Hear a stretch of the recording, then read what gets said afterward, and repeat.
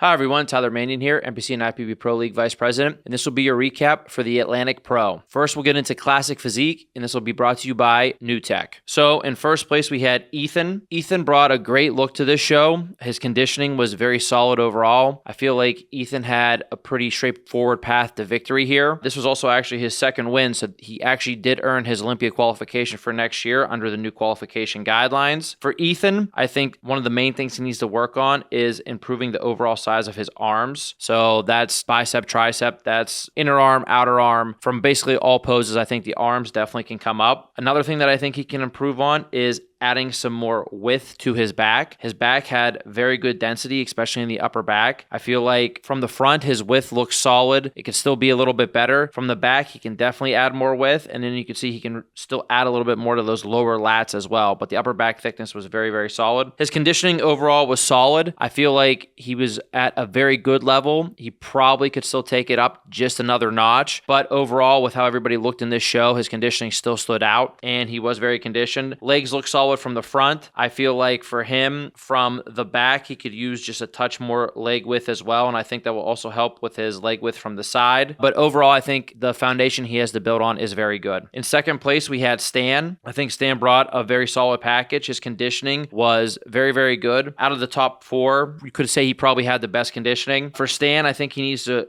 still focus on adding some more width to his back. He obviously can still add a little bit more size to his arms. While adding width to the back, I feel like his waistline can still come in a little bit more. And then even though you see he has some good detail in his back, I still think adding a little bit more thickness to his back will help as well. Lower body wise, I thought his legs looked very solid, especially from the front and from the back. So it's really kind of improving more that upper body for him and then still bringing in the conditioning that he brought in. But overall, very solid look. In third place, we had Justin. I think Justin brings a very, very good look from the front. You can see upper body wise, he has some good thickness to his upper body. Front double bicep looks great. For Justin, one of the main things he can use is more overall size to his legs, and this is from all angles. I think the legs can improve from the front, from the side, and from the back. Conditioning wise, I feel like Justin can definitely improve on his conditioning as well. I think he was a little bit behind the top two guys, and actually even his conditioning was still a little bit behind Daniel, who was in fourth, that we'll go over in a second. Also for Justin, I think he can improve on his overall back. He can use a little bit more thickness and depth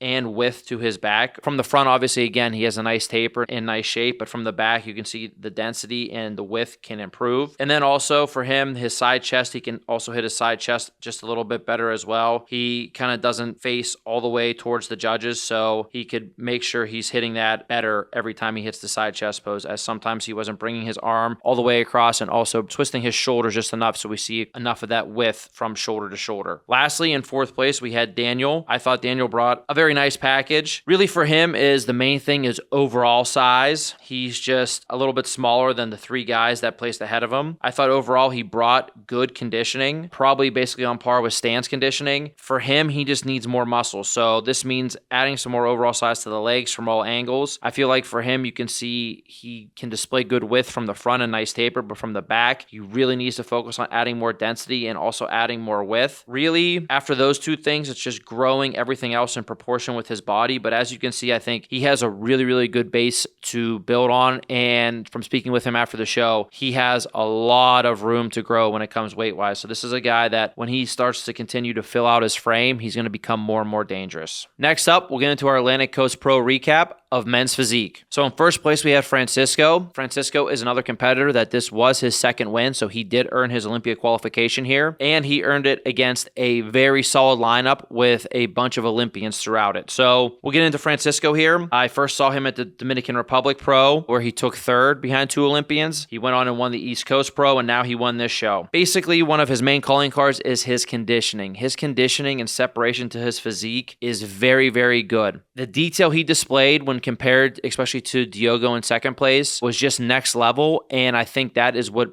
mainly separated him from Diogo, in my opinion. For Francisco, he's a young guy, and I feel like he displays good maturity to his physique, even for being younger. The main things I would say for him would be he can still add a little bit more detail to his midsection. I actually think this improved just from I think it was about 2 months ago where I saw him in the Dominican. The ab detail was improved, but the abs can still be deeper. Also in the front pose, I think he can add just a touch more thickness to his upper chest. As you see, he has solid legs, so the balance balance is there. Overall conditioning throughout, like I said, is great. Get into his back pose. His back displayed very good depth and detail. Again, in my opinion, he improved this for his past 2 shows over what he looked like in his first show. I think he really just took it to that next level of conditioning and fullness. Now for his back, you can see really, really good detail, but as he keeps moving up in competition, I think he needs to work on building more width to his back. That's going to really, really improve his physique. Obviously, that also improves your front pose as well, but for him and the level of detail he's displaying already, man, this is going to help him make a name for himself probably over the next year if he can add some more width to that back while still coming in with this conditioning and this fullness. So congratulations to him. Very, very impressive showing this past weekend. In second, we had Diogo. I think Diogo's front pose is very, very good. When it comes to conditioning, I feel like he was a little bit more conditioned from the front than he was from the back. The conditioning from the front is solid, but I still think, as I said before, when you saw him next to Francisco, you could see just that different level in conditioning. So it wasn't that he wasn't conditioned. It was just that he wasn't at that top level of conditioning, because if he was, his front pose is very, very tough to handle. I feel like he has a very good front pose no matter who he's standing next to in the lineup. Again, with him, he has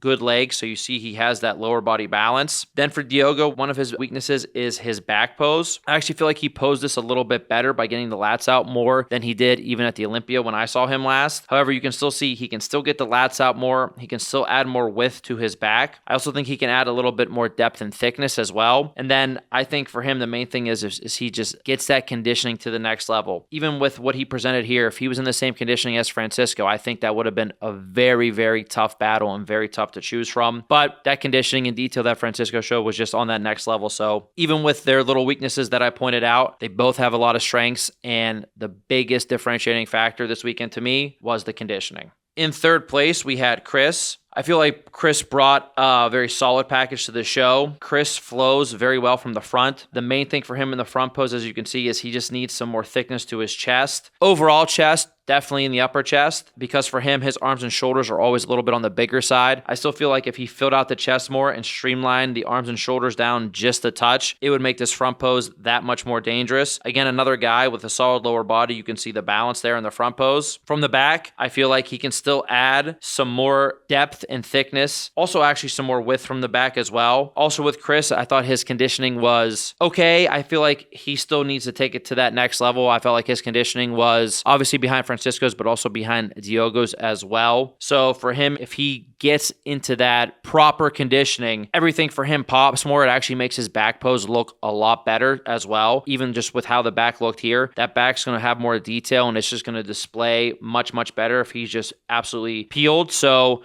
for him, nailing that conditioning is definitely on the top of the list. But also, of course, like I said, he can still add some more depth and width to the back. And then, of course, from that front pose, thickening up the chest and streamlining down the arms and shoulders just a touch more. In fourth place, we had Weston. I think for Weston, the main thing for him is his front pose. You can see he just needs a little bit more overall size to that front. He's just a little bit smaller than the other guys. But as you can see, he is smaller than some of the guys that also place behind him, and it's not always about size. So for him, front pose, more thickness to the chest, obviously some more width, keeping that waistline small. Even for him, the arms and shoulders need to grow a little bit more as he grows his whole entire torso. From the front, you can also see he also has a lower body. His legs are there. From the back, his back is awesome. For me, conditioning-wise, I thought Weston's conditioning was solid. It was probably more on par with the level of Diogo's conditioning. I actually saw Weston a couple months ago at Battle of the Bodies.